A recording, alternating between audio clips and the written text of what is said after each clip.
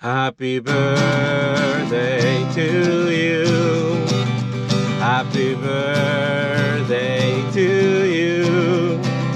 Happy birthday, Classic Era.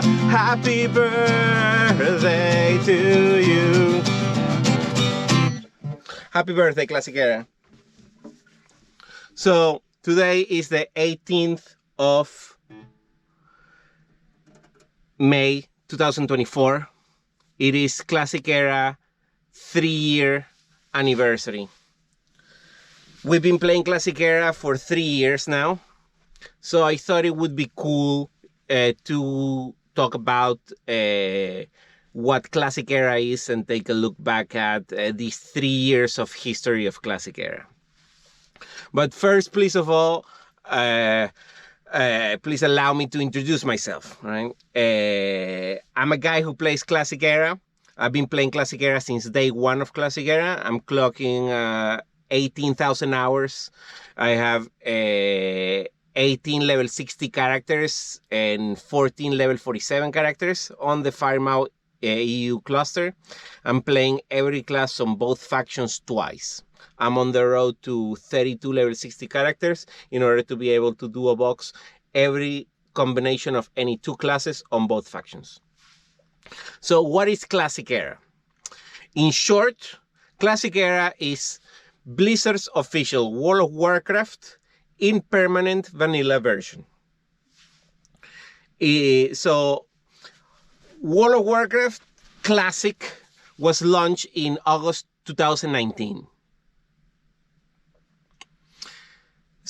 1 year and 9 months later, after World of Warcraft Classic had run its 6-phase course, on 18th of May of 2021, those servers progressed into the pre-patch of the Burning Crusade Classic.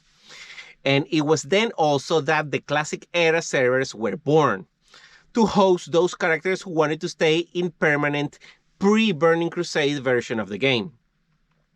According to the words of the announcement article by Blizzard, it said, Classic Era Realms will have the latest phase of World of Warcraft Classic content in it and will not progress into any World of Warcraft expansion content.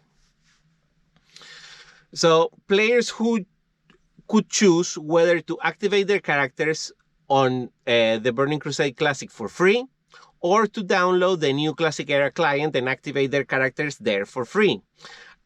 Or to activate both the Classic Era and the Burning Crusade character by using the character clone service, paying 15 euros, $15, originally said to cost 35 euros or $35, which then lowered, which allowed players to activate the character on both versions.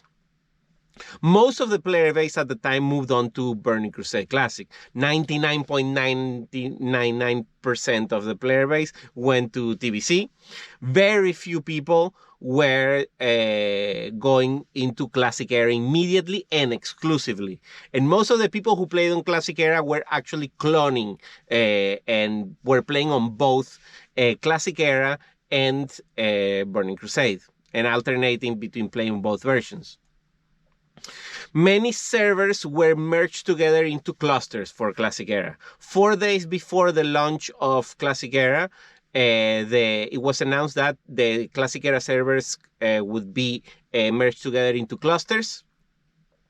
In Europe, 9 servers were merged with Firemouth, 7 servers were merged with Gehennas, and 2 PvE servers were merged with Pyrewood Village. So the Gehennas and the Firemouth clusters were the PvP clusters, right? And then the language servers, German, French, Russian, etc., would be merged on their own clusters as well. So these server connections and the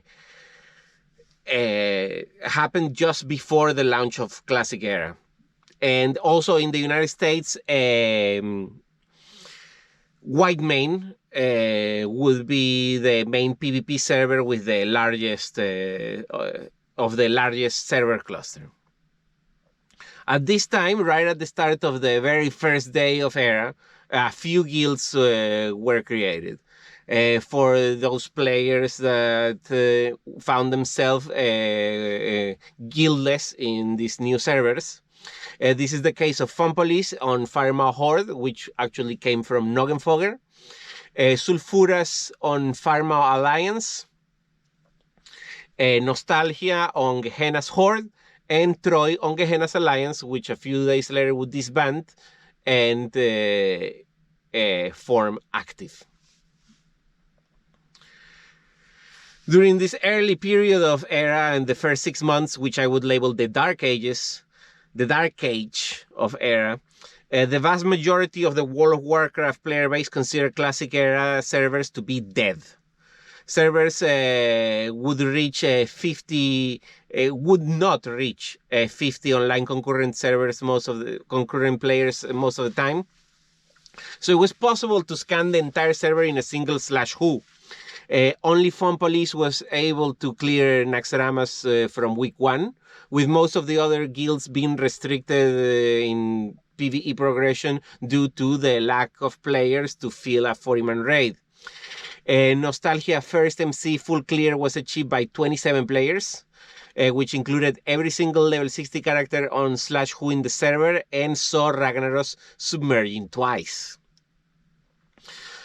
Slowly, as the month moved on, some players would start playing on Era. However, a lot of people who logged on Era would just write something along the lines of, is this server dead, or dead server, that server, on some public channel, and then log off. Sulfuras and Active would progress through the raids up to Nax, and Dungeon Delvers and Warpath would form as leveling guilds and ser guilds, right? On September 30th of 2021, it was announced that free transfer would become available for any character from any European server to Firemouth, and from any US server to Whitemane. So this is happening about 6 months, 5-6 months after Classic Era launch, that everybody who's playing on Classic Era on all those other servers, they would come together to start playing on those big servers, Firemouth and Whitemane, no? And this sparks what I would call the golden age of Classic Era. Very soon it would be running alongside of Season of Mastery, which would open on November 11th of 2021.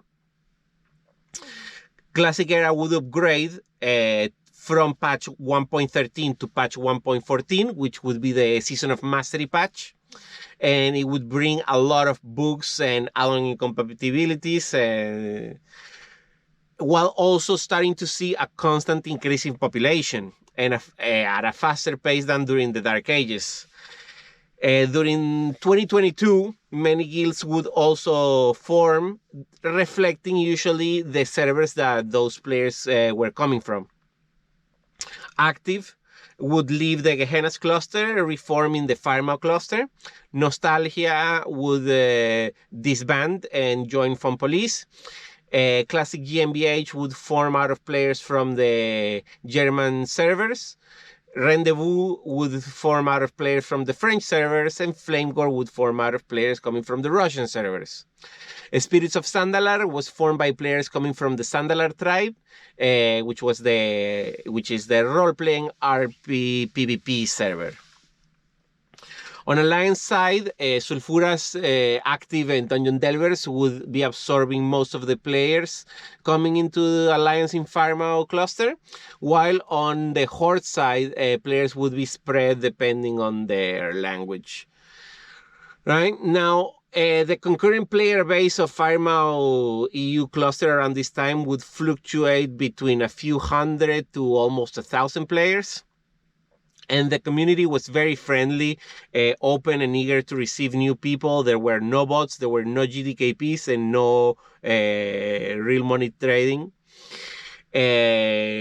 People would also organize to do pool boosting in order to achieve PvP ranks. It was possible to reach rank 14. So at this time is, in my opinion, the peak of the best player experience in Classic Era. That's why I call this the golden age of Classic Era. Now, on May 13th of 2022, it was announced that the cloning service would close for would be closing on July 26th of 2022.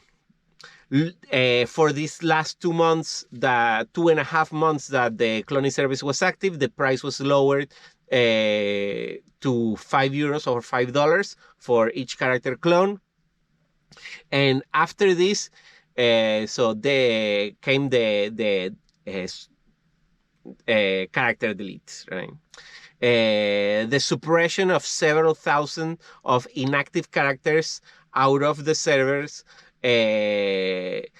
allowed players in Classic Era to create characters with the names that had been locked, unavailable by players who picked those names during Classic and then had willingly or unwillingly gone with those characters into TBC Classic and then Wrath of the Lich King Classic without activating their Era clone.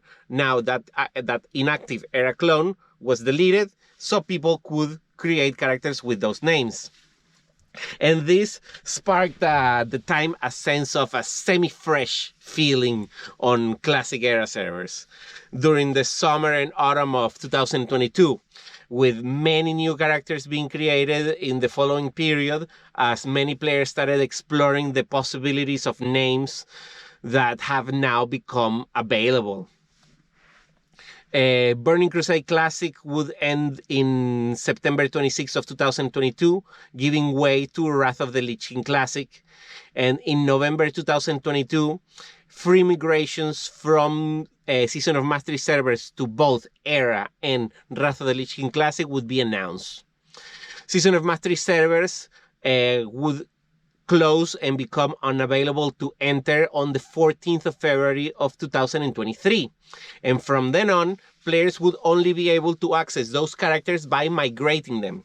These migrations of Season of Mastery characters would close on July 28th of 2023.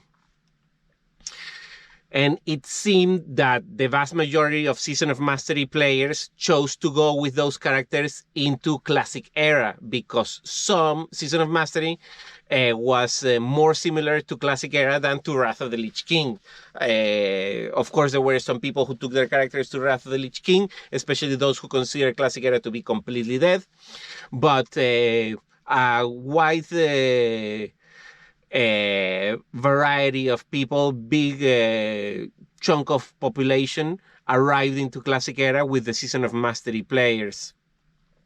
This created a very steep spike in population growth. There was two main big spikes of population for the Classic Era servers, particularly the Firemaw and Whitemane clusters, and those were at first. The first spike was the transfers from all the other Classic Era servers, and afterwards the arrival of the Season of Mastery migrations.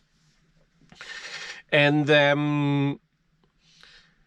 the player base went from about 3,000 player logs for Classic Era worldwide, all right, on ironforge.pro on the first week of February to 5,000 player logs on the last week of March, from 3 to 5, all right, 3,000 to 5,000. And during this period, a high amount of bots started to be spotted around the world. So Season of Mastery was a very popular game version. A lot of characters were created, a very active economy, and of course, a lot of bots, GDKPs, and real money trading happened in Season of Mastery. And when that moved into Classic Era, those things arrived into Classic Era as well. So GDKP organizers started arriving from Sun to host their GDKPs on Era, and real money trading started becoming increasingly popular on Classic Era after February 14th of 2023. So I would label this period from February 14th, 2023 until December 1st of 2023 the corruption age. Right? So most of 2023. It was also around late of 2022 and early 2023 when a hardcore scene started to develop, especially on the role-playing servers of Classic Era, Bloodsail Buccaneers in the US and Interaction Waterlords in EU, which was basically playing the game in a one life mode. If you died, then you would not play that character anymore. You would delete it, no? And it revolved around the usage of a hardcore add-on, which tracked when your character died and also the deaths of other players.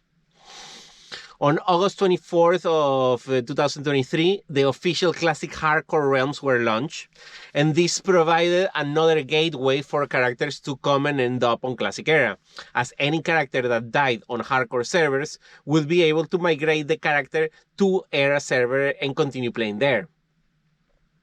So, Hardcore became a gateway to enter into Era, no? With the launch of Hardcore Realms, also came the update to the PvP system, which would drastically change how obtaining PvP gear worked, and made the pool boosting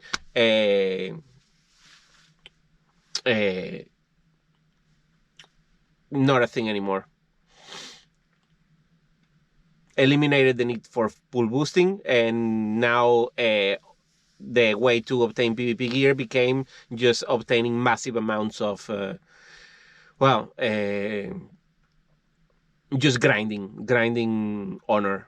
And the meta became Alterac Valley.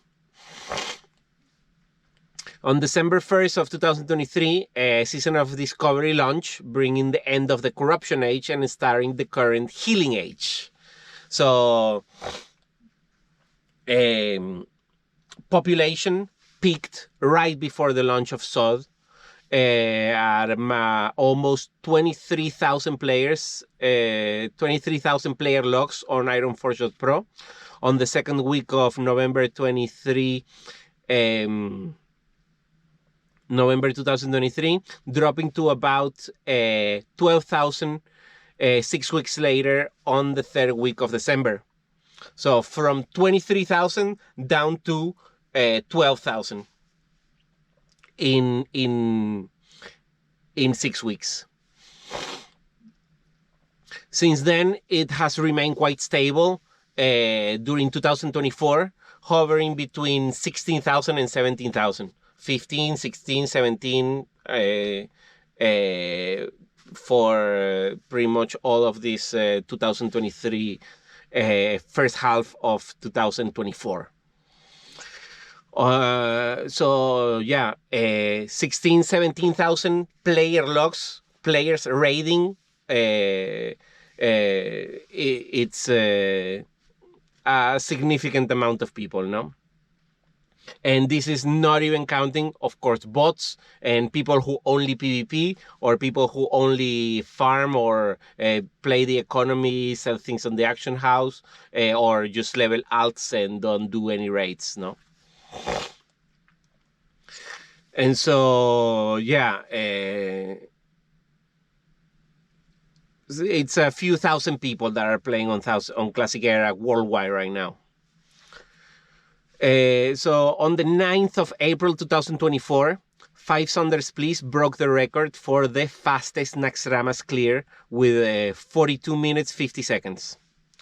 The previous record had been established at 43 minutes and 29 seconds, almost exactly 3 years earlier by Noobs Alliance on the Chinese server.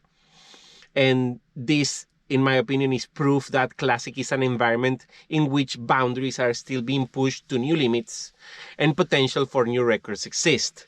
So if you think playing Classic is easy, yeah, sure, come and do an Axarama's clear in less than 42 minutes 50. Go ahead. That's the challenge now. Now, today it is perfectly possible to play the game and level to 60 manually by questing, doing dungeons and grinding, whatever. But of course, it is faster to just buy gold and pay for mage boost all the way to 60. But that's like playing golf and just grabbing the ball and putting it in the hole instead, no? Instead of using the stick. It risks you getting kicked out of the golf course, aka risk getting you and your account banned. It is possible to gear up just by doing SR runs, but of course it's faster to buy gold and run GDKPs and buy all your gear. Getting PvP gear is just a matter of spamming battlegrounds for a few weeks. Alterac Valleys are popping every day, and Firemouth every day we have 3 to 5 or sometimes even 10 Alterac Valleys open at a time. At the peak of the end of the corruption age, right before Sod, we would see 20-25 Alterac Valleys open at the same time on Firemouth Cluster. But yeah, it is perfectly possible to rank by grinding Alterac Valley because it's the meta. However, War Songs and Arathi Visings are also popping, but mostly during their respective bonus weekends. And now, since the peak inflation in autumn 2023, auction house prices in general have dropped by about 20 to 50%.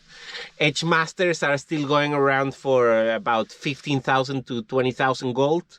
I recently saw a +4 stat chest formula going for 65,000 gold, and I've heard Gresil has been sold in GDKPs for 600,000 gold. So prices can be very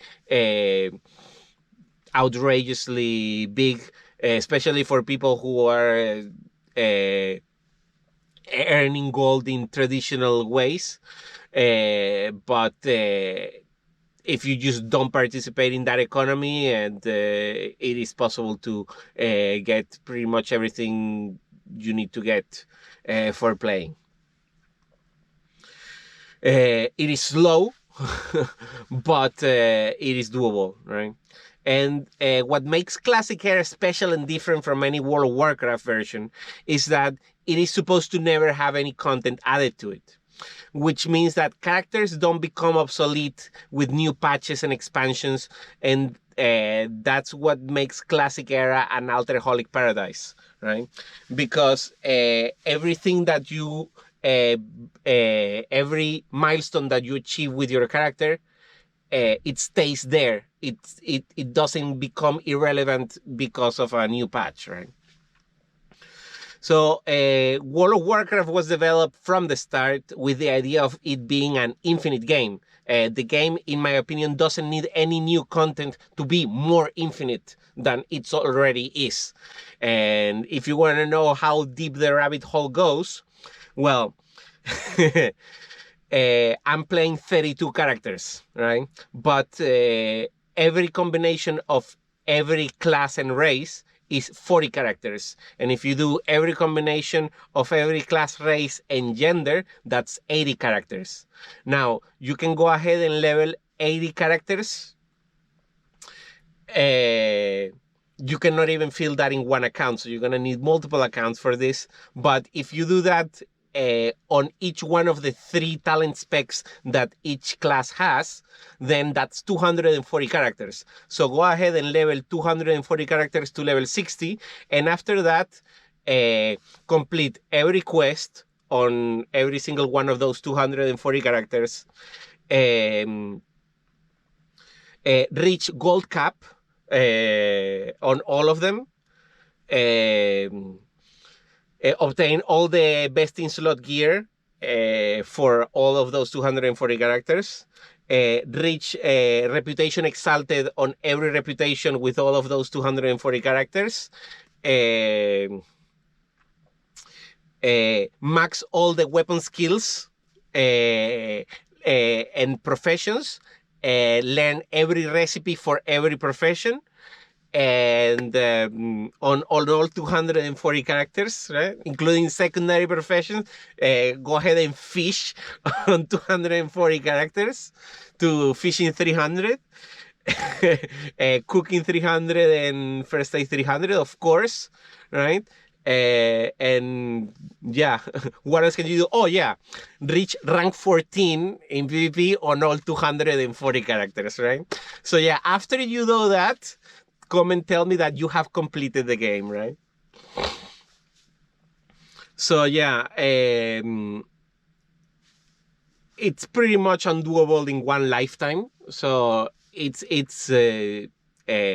practically an infinite game, right? And so we, however, still have people logging into Classic Era and writing on public channels, is this server dead? And what I like to tell them is that, yes, it's dead. It was dead during the Dark Ages, it was dead during the Golden Ages, it was dead during the Corruption Ages, and it's still dead now in the Healing Ages. But it doesn't matter because Classic Era is undead. It's just like a zombie that keeps going on no matter how dead it is. And the reason for this is because love for vanilla will live forever. Thank you very much.